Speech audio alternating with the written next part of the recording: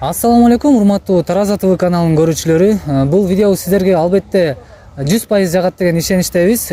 Себеби дегенде кыргыздын патриоту, кыргыз үчүн чын дилинен, чын жүрөгүнөн күйгөн Несахар долбоорунун жигити Умар Даданов менен маек болмокчу. Андыктан видеонун аягына чейин биз менен болуңуздар.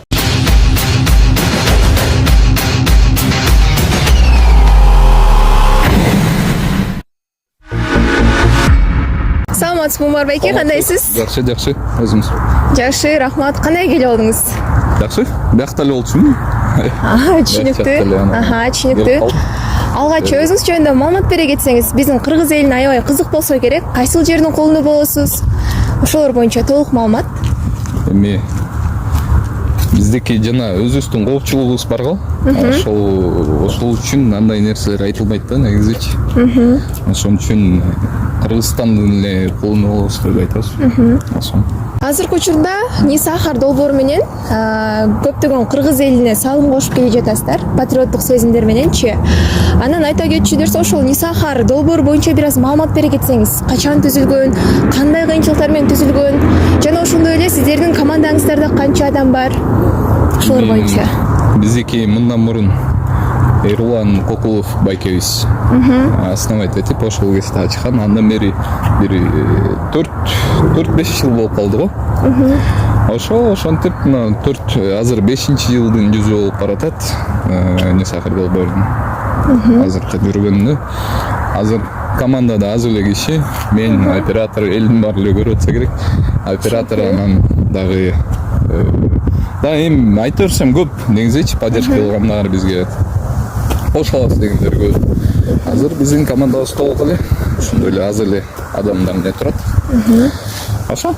Дагы Түшүнүктүү. Билишет болуш керек өзүлөрү. Негизи эле ар бир адамдын, деги эле ар бир долбоордун өзүнүн максаты болот. Ал эми Несахар долбоорунун максаты. Биздин максат Кыргызстанга салым кошуу именно буга тамак аш жаатынан. Анткени азыр тамак аш жаатындагы абал Кыргызстанда аябай эле жаман да. Мен мисалы ушул Несахар долбооруна бир жарым жылдан ашты. 1 жылга жакындап калды азырчы. Анан ошол кезде эле ошол нерсенин баарын тең билдим да, то что тамак аш жаатында аябай эле акыбал начар экен да биздечи. Ошол жагын оңдотуу, анан закон о защите прав потребителей деген бар, керектүүчүлөрдүн мыйзамын коргоо деген бизде мыйзам бар. Мисалы элементарно сиз магазинге кирсеңиз, ошол жакта эле кассиршада эле сылык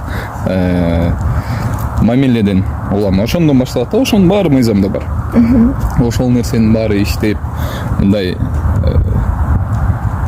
именно ошол пищевод боюнча мисалы биздин ойлорубуз өзгөрүлсө деген ойдомун да.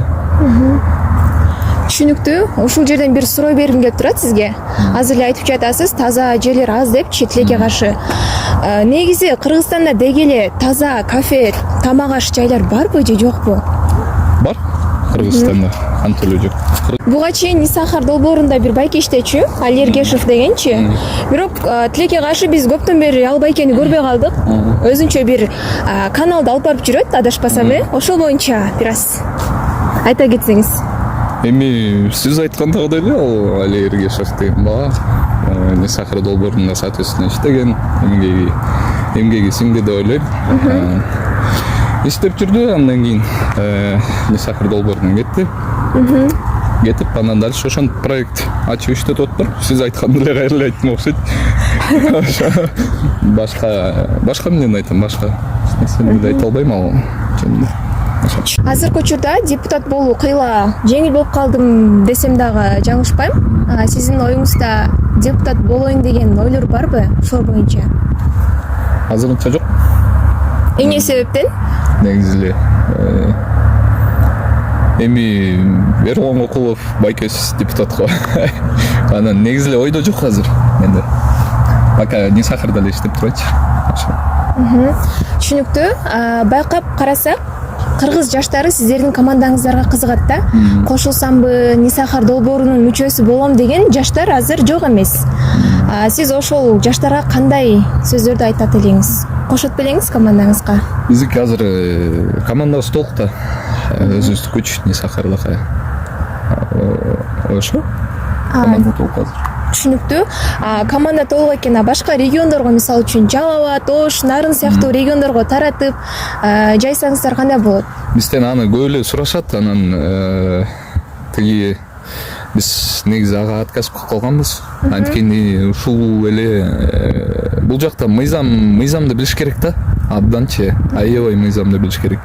Эгерде биздин долбоордо мисалы 4-5 жыл болду да ошондон бери уже жаман контенттерди элге жаратып келатабыз, көрсөтүп атабыз. Анан мисалы Жалал Абадка же болбосо Караколго ачып койсок, бирөөнө берип койсок, ал барып Нисахар долбооруна мындеп кирип анан мыйзамсыз нерселерди кылсачы. Ошондой да нерселер бар да бизде. Өтө жоопкерчилик. Аябай чоң эле жоопкерчиликтүү болот да. Ошондуктан менин оюм ошол отказ берип келатам. Өзүбүз барып ошол Жет области кыдырганга, мисалы быйыл бул жаздан баштап го дейм. Жаздан баштап нормально Жет области кыдырдык. Эң акыркысы эле Жалал Абад эмес. Так. Баткен калыптыр. Баткен. Ошол бир эле область калды, ошол жака жетпей жүрүм да. Ошондой. Түшүнүктүү.